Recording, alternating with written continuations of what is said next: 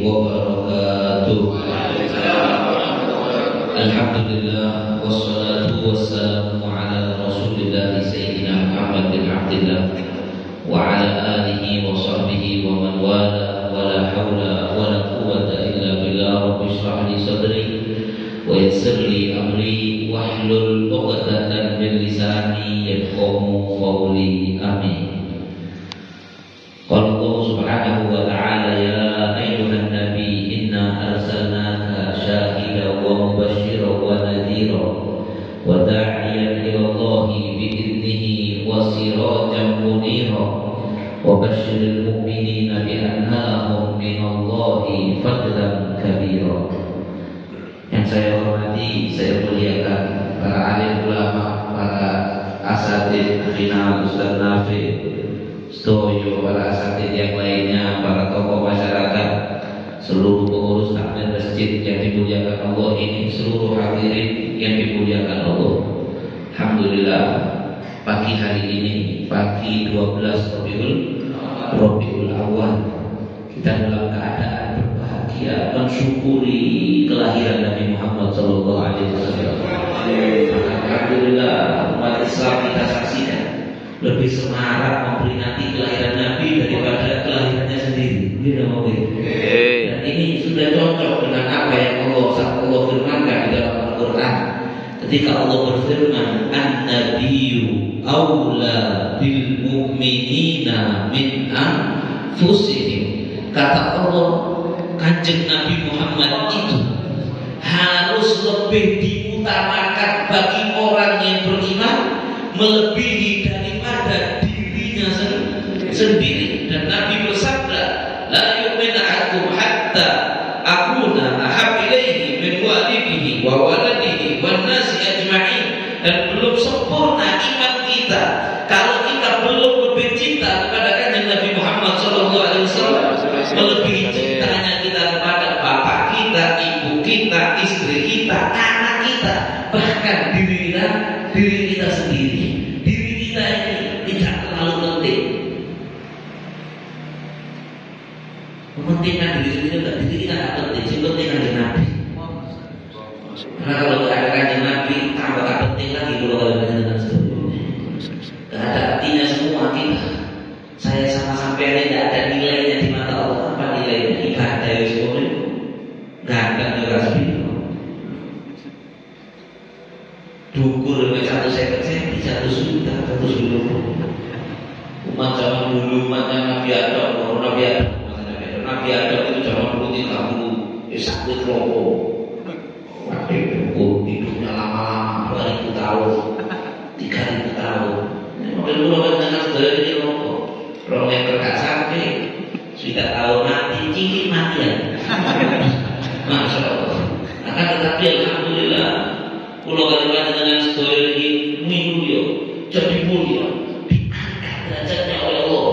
Jadi kuntum khairu ummatin ukhrijat linnas. Jadi sebaik-baiknya umat yang dikeluarkan untuk umat manusia, umat yang nanti paling banyak masuk surga, umat yang dispesialkan, yang bahkan Allah Subhanahu wa ta'ala mengatakan rahmat saya itu saya khususkan untuk alladzina yattabi'una rasulan nabiyyal ummi alladzi yajidunahu maktuban indahum fit tawrati wal injil ila akhir ayat. Kasih sayangku kata Allah, saya khususkan pada khususnya untuk orang-orang yang mengikuti Nabi Muhammad, seorang Rasul Nabi Muhammad sallallahu alaihi wasallam.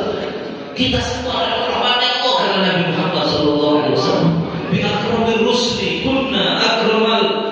Karena Kanjeng Nabi itu adalah Rasul yang paling mulia, kita mau menjadi umat yang paling mulia. Maka dari itu kalau bulan kelahiran Nabi Muhammad seperti ini, bulan Rabiul Awal, kita semarakan, Masya Allah, kita peringati, kita syukuri. Bahkan sampai sebulan, kadang-kadang kunjul sebulan, maulidan terus. Apa ini berlebihan? Kata-kata positif dari sholat, Allah dimana? Karena dari situ, walau anna amilna kulla yawmin li Ahmad maulidan qad wajib. Sekali kita maulidan terus setahun penuh karena diklaim. Mulai 1 Januari sampai 30 Desember. Setiap hari memperingati maulid Nabi itu tidak berlebihan. Ya Pak? Bagaimana tidak?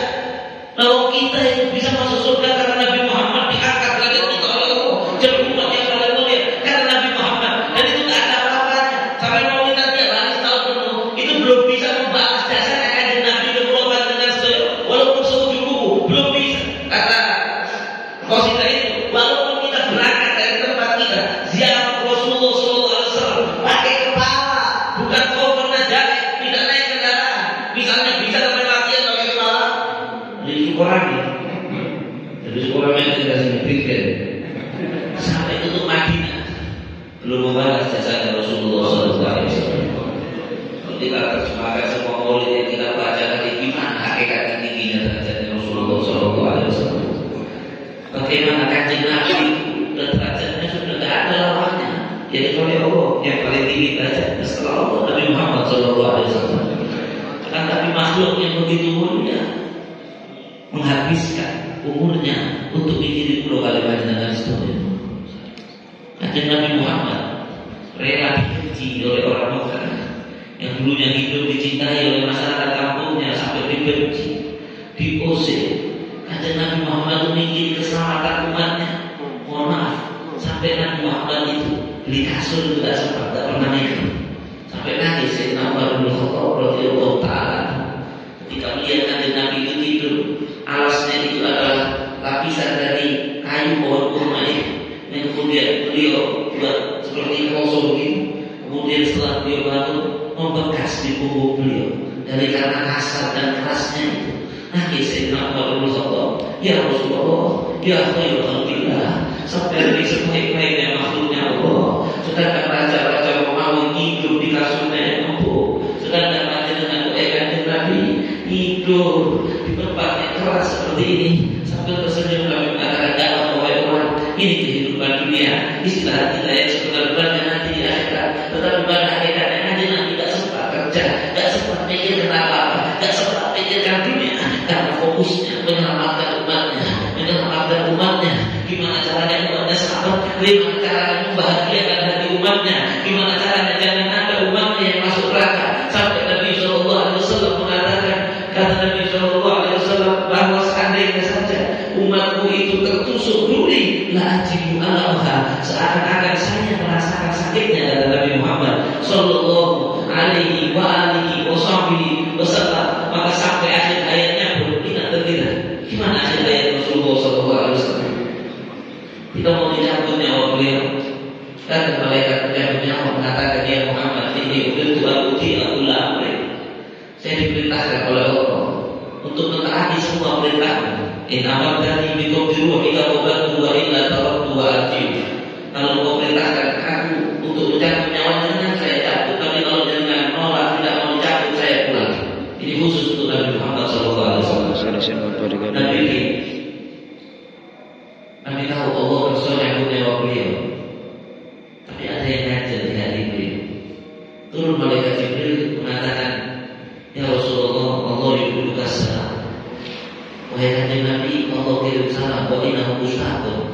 Kanjeng Nabi, Allah itu kangen ila liqa'i, untuk berjumpa dengan jenengan. Maksudnya agar mengimbau kanjeng Nabi beliau untuk dicabut ruhnya. Kanjeng Nabi melihat malaikat Jibril sambil mengatakan, man bi ummati min ba'di ya Jibril. Umatku gimana nasibnya ya Jibril? Kalau saya tidak ada, gimana umat saya?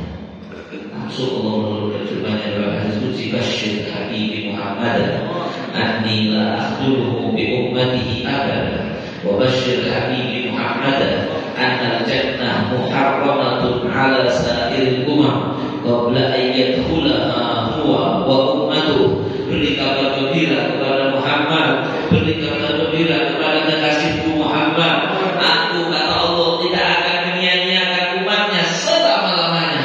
Beri kabar gembira kepada Muhammad bahwa surga saya harapkan siapapun memasukinya sebelum kanjeng Nabi Muhammad dan umatnya masuk surga. Kemudian beliau akhirnya mengatakan kepada Rabiul Ala, kalau nasib umat saya sudah jelas, saya ingin bersanding dengan Allah. Maka kemudian ketika dicabut nyawa beliau merasakan sakitnya sakaratul maut. Beliau kemudian mengatakan, inna lil mauti sakarat, fa khaffif alayya sakarat. Oh, ternyata dicabut nyawa itu sakit. Tolong ya Allah, ringankan untuk saya sakitnya sakaratul maut. Lantas malaikat menjawab mengatakan, ya Rasulullah, saya tidak pernah nyambut nyawanya seseorang lebih hati-hati dan lebih kuat daripada ini. Yang lain lebih sakit. Maka terbuka kembali mata Rasulullah. Sebelum mengatakan biasanya lebih sakit. Maka ya Allah, takdir alaiya wa khafif ala ummati. Kalau begitu ya Allah, timpakan saja kepada saya semua sakitnya sakaratul maut. Yang penting umat saya. Ya Allah, sampai yang dipikir di ayat-ayat Nabi sallallahu alaihi wasallam. Yang penting umat saya ringankan sakaratul mautnya ya Allah. Kanjeng Nabi Muhammad sallallahu alaihi wasallam setiap malam sujud tahajud sampai bengkak kakinya. Yang didoakan setiap malam bukan dirinya sendiri, yang didoakan adalah umatnya. Dalam satu malam Nabi panggil Siti Aisyah, wahai Aisyah, dengarkan saya mau berdoa. Allahumma beri Aisyah, ya Allah ampuni dosa-dosanya Aisyah yang sebelumnya, yang sekarang, yang akan datang. Kemudian Nabi tanya, wahai Aisyah, kamu senang dengan doa saya? Gimana gak senang ya Rasulullah? Jangan doakan saya biar diampuni dosanya oleh Allah. Apa kata Nabi sallallahu alaihi wasallam? Wahai Aisyah, itulah doa saya untuk umat saya setiap malam yang saya minta kepada Allah Subhanahu wa ta'ala, untuk agar semua umat saya dosa-dosanya diampuni oleh Allah Subhanahu wa ta'ala. Maka anugerah terbesar dari Allah, anugerah yang pernah diberikan Allah kepada kita yang paling besar adalah anugerah Nabi Muhammad sallallahu alaihi wasallam. Maka lahirnya Nabi Muhammad adalah nikmat yang terbesar dari Allah. Bahkan Imam Sahal Al-Tustari ketika mengomentari ayat wa ta'uddu ni'matallahi la tuhsuha, kalau kalian menghitung nikmatnya Allah, kalian tidak akan bisa menghitungnya. Kata Imam Sahal Al-Tustari, nikmat yang dimaksud di ayat itu nikmat Nabi Muhammadin sallallahu alaihi wasallam.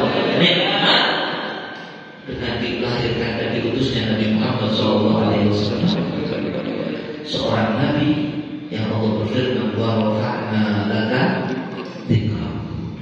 Wahai Muhammad, kami angkat penyebutan dirimu setinggi-tingginya. Lantas Allah bertanya kepada kanjeng Nabi, tahukah kamu kaifa rafa'tu dzikra? Gimana caranya saya mengangkat penyebutan wahai Muhammad? Allah Nabi mengatakan saya tidak tahu. Maka dijelaskan oleh Allah, setiap indama kullama dzukirtu dzukirta. Setiap saya menyebut nama saya sebut nama kamu bersama saya. Kemudian ada asyhadu an la ilaha illallah, setelahnya asyhadu anna Muhammadar Rasulullah. Orang sholat menyebut qauli dan tasawuf akhir, asyhadu an la ilaha illallah wa asyhadu anna Muhammadar Rasulullah. Kemudian dalam riwayat yang lain, ja'altu tamamal iman. Kata Allah, saya baru jadikan iman setiap manusia itu sempurna ketika dia setelah mengakui saya, mengakui kau sebagai utusan saya. Maka barang siapa yang misalnya syahadat asyhadu an la ilaha illallah atau sholat asyhadu an la ilaha illallah tidak mengatakan Muhammad Rasulullah, sholatnya tidak sah, tidak sah syahadatnya, tidak sah dan tidak dianggap beriman kepada Allah. Walaupun mengaku jangan kepada Allah, dan mengakui Nabi Muhammad sallallahu alaihi wasallam, tidak bisa masuk surga Allah. Begitu diangkat penyebutan Nabi sallallahu alaihi wasallam, bahkan dispesialkan oleh Allah, dispesialkan kalau kita baca dalam Al-Quran. Allah panggil nabi-nabi yang lain dengan namanya, ya Musa, ya Isa, ya Yahya, tapi tidak ada dalam Al-Quran kalimat ya Muhammad. Allah tidak memanggil Nabi Muhammad dengan namanya, tapi dipanggil dengan gelar kehormatannya, ya ayyuhan nabi, ya ayyuhan rasul, wa ihsan nabi, wa ihsan rasul, dan seterusnya, sehingga menunjukkan kemuliaan Nabi Muhammad beda dengan nabi-nabi yang lainnya. Kelahiran Nabi Muhammad, kalau kita menceritakan panjang, alhamdulillah kelahiran Nabi Muhammad yang begitu spektakuler sampai arusnya Allah goncang, fahtasal arsyu wasdid sya'ar. Arusnya Allah, simbol kekuasaan Allah, goncang pada malam 12 Rabiul Awal ketika lahir Nabi Muhammad sallallahu alaihi wasallam. Belum pernah arus itu goncang gara-gara lahirnya seseorang.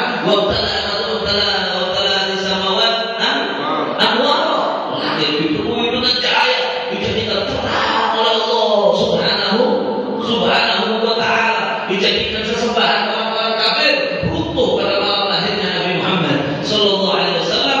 Alhamdulillah dan alhamdulillah kita semua dijadikan oleh umatnya Nabi Muhammad sallallahu alaihi wasallam. Tinggal bagaimana? Ayo sekarang kita pulang dari sini, kita betul-betul menjadi pengikut dan umat yang mengakukan Nabi dan mengikuti Nabi Muhammad sallallahu alaihi wasallam. Alladzina amanu bihi, dan orang-orang yang beriman kepada kanjeng Nabi, wa azzaru, mengakukan kualitasnya, mengakukan Nabi. Dia disebut sholat. Azim. Wa nasaru wa taba'u nura allati unzila ma'ahu ulaika humul muflihun. Beriman, mengagungkan, membela agamanya Nabi Muhammad SAW, mengikuti cahaya yang diturunkan Allah bersama Nabi Muhammad, Al-Quran, mengikuti apa yang telah disampaikan Nabi Muhammad yang datang dari Allah Subhanahu wa Ta'ala. Jadi semakin kita punya semangat baru untuk nurut Nabi Muhammad SAW, untuk menghidupkan sunnah-sunnahnya Nabi Muhammad, untuk taat kepada perintah-perintahnya Nabi Muhammad, menjauh dari apa yang